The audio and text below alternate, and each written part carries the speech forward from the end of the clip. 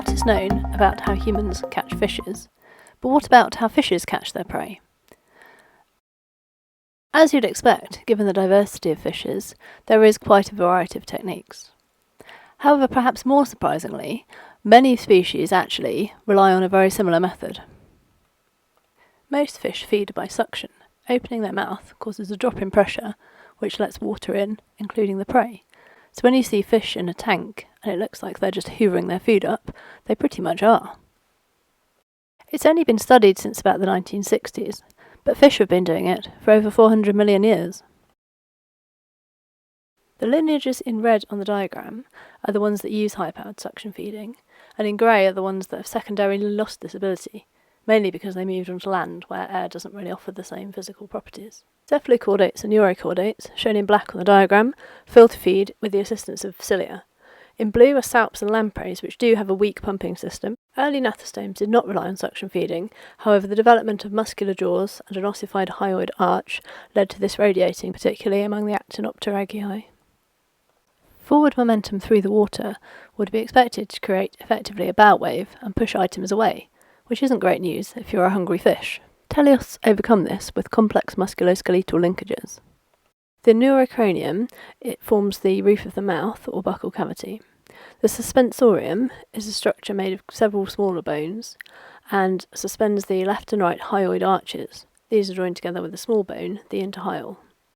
These are connected with ligaments so they can all move easily. Together with the opercular components, this creates a 4-bar linkage and allows the suspensorium to swing. Neurocranium rotates, allowing the mouth to open and the lower jaw to extend. This creates a rapid drop in pressure and inward water flow. Some of the power to do this comes from the cranial muscles. Because they're quite small in fish, they also need to call on their apaxial and hypaxial muscles, which they usually use for swimming. The largemouth bass, Micropterus salmonoides, is commonly used in these studies. There are some limitations to studying suction feeding, particularly in larger species where they struggle to fit them in aquaria and in laboratories. So there is a lot of data about a very few species and very limited data on the vast majority of them. Technology such as high-speed video has increased opportunities for observing this in the wild. Small larval fish in their very first few days of life are unable to generate enough suction to overcome the viscosity of the water, and so are at risk of a phenomenon called hydrodynamic starvation.